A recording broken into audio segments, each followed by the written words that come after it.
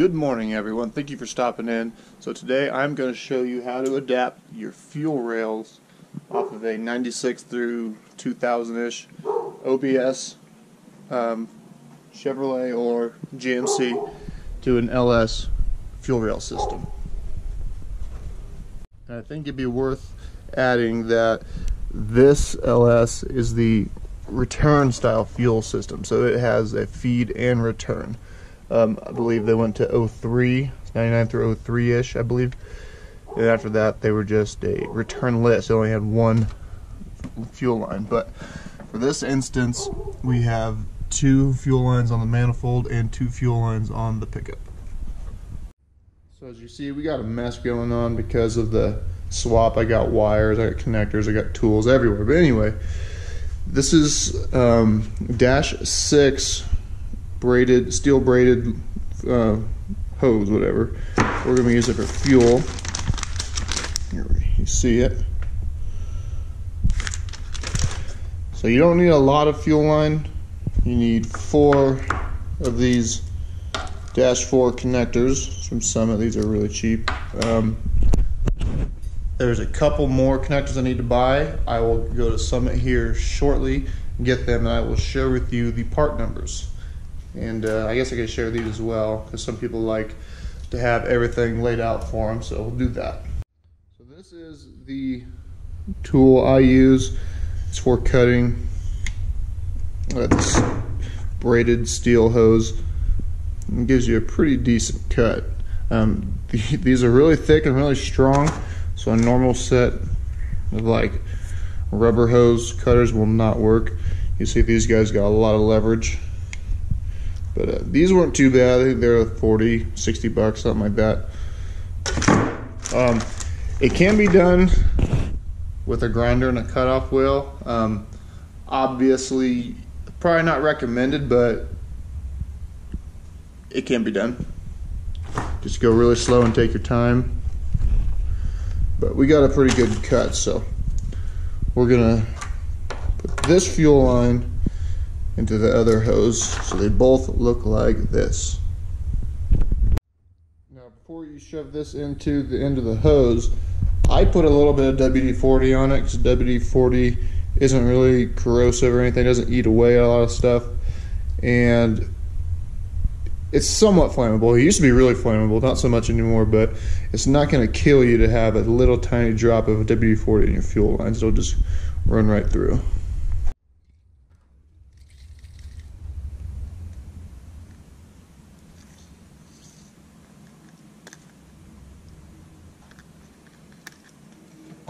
That should do it.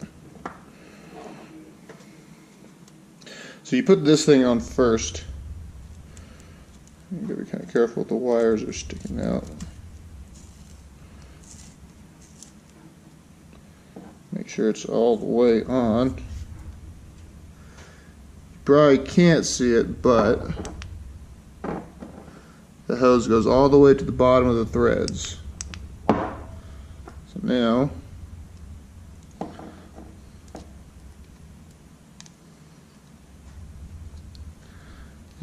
as you screw this in, you want to watch and make sure that this doesn't move, because this is going to be forcing its way in and wedging itself in there. And that's how you get your seal, but you want to make sure it doesn't push this end off. Sorry, my camera. Don't want to push this off. Now they make wrenches for AN fittings. I find these to work just fine.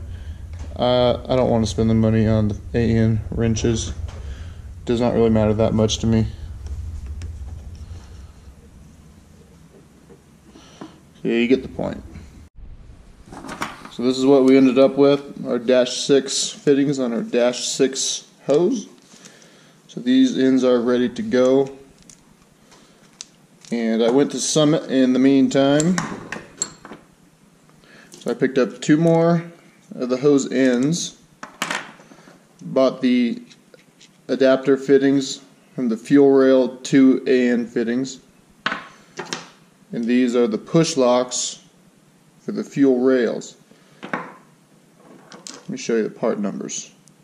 So other than the hose, this is everything you need. You need 4 of the straight fittings, which are these. The quick connect fuel rail adapters. These are these guys, the feed and return. One is 3/8 and one is 5/16. And then the O-ring seal fittings. Same thing. One is like 16 millimeter, one's 14 millimeter, something like that. The same deal. One's feed, one's return. And I don't have a number for the hose, but I mean, you just go on someone's website, look up -6 fuel hose or line, whatever, that'll come up. So here's the fuel rails on the 5.3. You take your quick connects. The big one is on top, and the small one goes on the bottom. Maybe. Yep, there we go. And now we got the adapter fittings under the fuel rail. And if you guys remember the last video, there was another piece that came up, kind of pointed down right here. I took that off. I just opted to go with this route. I think this will be the cleaner install. So we'll tighten these down, and we'll get the hose, and ultimately we're going to have the hose run to here. So all we need to do is trim back the other one, and the other hoses, and then put the other fittings on. Alright, now you probably kind of see what I got going on. So now we got the ends we already put together onto the fuel rail adapters. We're just going to run them to here. So you can see how much we need to trim. Probably about 4 or 5 inches on each one. And then we will put more -6 adapters on the ends of these hoses, and then they will screw into the rail. And voila! I'll hook everything up or get everything ready. I'm not going to tighten down everything because before we run fuel to this, I'm going to jump the fuel pump and just put the feed line into a bottle and just spray it until good clean fuel comes out. It's a good idea doing that whenever you do an engine swap, because you have no idea what has fallen down into that tube, and you have no idea what it's going to be sucking out of that tank. Because I bet you this tank is completely dry. It's been sitting for 6 years, so we're going to put fuel in it, and it's kind of some nasty fuel coming out. So we're going to run it till it's clean, change the fuel filter, do it again, make sure everything's clean, and then we'll tighten everything up. And here is the final product. Fuel lines adapted down there, brought them up to here. Like I said before, this is just hand tight. The bottom one's tight, the return, because that goes back to the tank anyway. But this guy is, you just hand tighten for now, that way nothing gets in there. And when it comes time to, clean out the fuel rails, I'll just pull it off and stick it in a bottle. But that is that. So that is how I went about adapting the fuel rails on a OBS 96 through 2000-ish Chevy or GMC with the 5.0 or 5.7. Not sure if the 6 cylinders were that way, maybe, but anyway, that's how I did it. That's probably one of the easier ways to do it. And now that that's done, that is about the last hard part, like physical part that needed to be connected to the truck. I think all the rest is wiring. Everything is integrated into that engine now. So the cooling system and the fuel, I guess that's it. That's the only thing you had to adapt to work on this truck. But anyway, so just wiring, and maybe this thing will start in the next couple of weeks. That'd be pretty cool. Thanks for stopping in. I appreciate it. Like, subscribe, and I'll see you guys next time.